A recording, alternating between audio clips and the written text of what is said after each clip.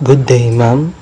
By the way, I am Denmark Villapuerte, and our topic is about OFW, migration, and brain drain.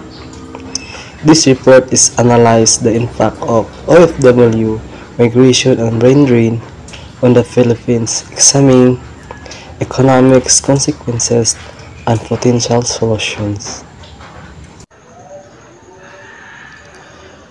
Definition of the problem. OFWs are Filipinos working abroad to support their families. So, tungod sa kagamayon sa sweldo diri sa Pilipinas, ma-abroad na lang jud ang uban nga ga-work para sa ilang pamilya. Their migration cases brain drain sa loss of skilled workers like nurse, engineering, and teachers. So dili lang kay kuan ang abroad no, apil na gyapon ang nurse, engineers, teachers. Usa po na sila sa mga demand kayo nito nga trabaho sa gawas. This weakness kay sectors in the Philippines.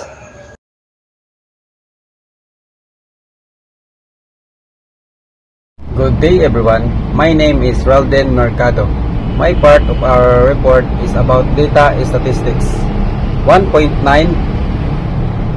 million documented OFWs as of 2023 as a state recorded of PSA or Philippine Statistics Authority. 36.14 billion US remittance in 2022. 25% of OFWs are skilled professionals. Philippines is a top labor exporting country. That's the part of my report, and thank you for listening.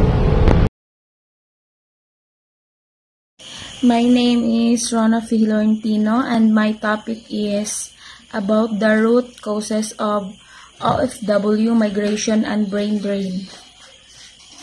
Number one is low salaries and limited local job growth.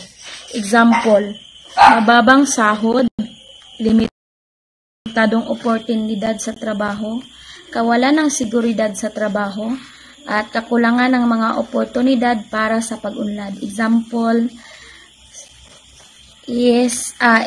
na profession is naapektado ay nurse at tsaka teacher kasi may malaking sahod doon sa ibang bansa kaysa dito sa ating bansa.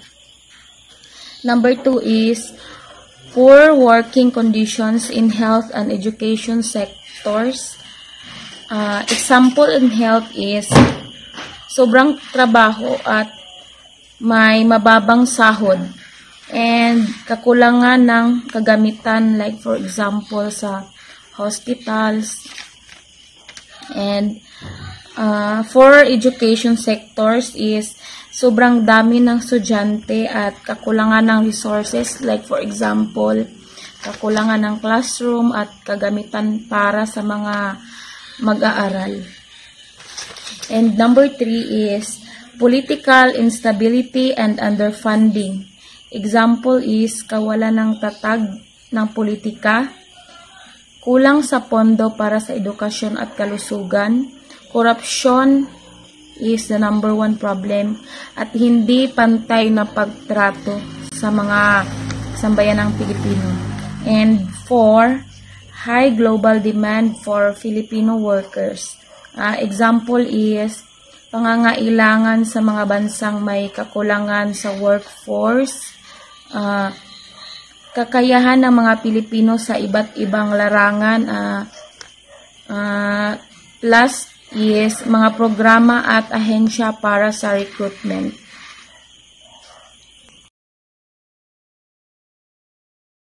Good day, ma'am. My name is Jessamia Tebes, BPA 4, Section 1. And my report is about effects on society, positive effects and negative effects. Positive effects: remittances boost the economy. Ang remittance o kwarta nga gipadala sa mga OFW dakong tabang para mapakusog atong ekonomiya diri sa Pilipinas.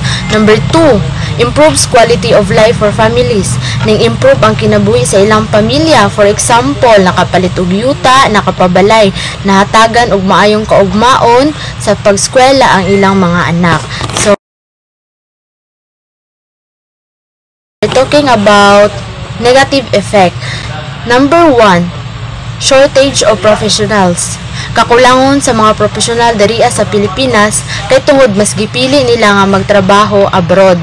Number 2, slower national development. Hinay ang kalambuan sa atong nasod kay kulang na ta og mga skilled workers. Number 3, family separation and emotional strain. Magkabulag sa pamilya, that's why makasinati og kasubo, kaguol, pangungulila or homesick. Number 4, over depends on overseas work.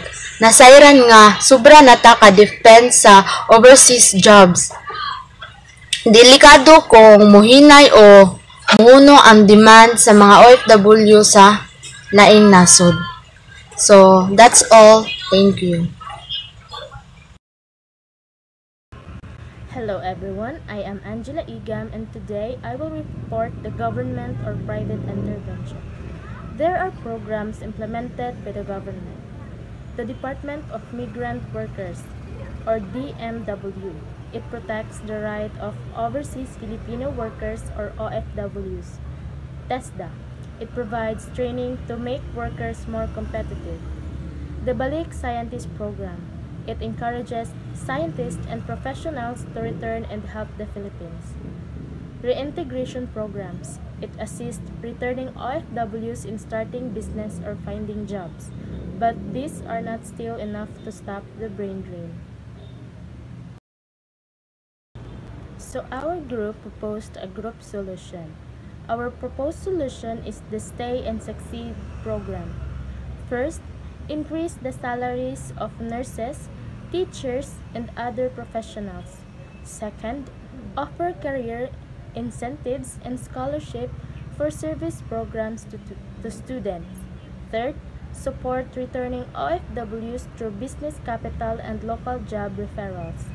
Fourth, the government should invest in innovation and research so that career growth becomes possible right here in the Philippines.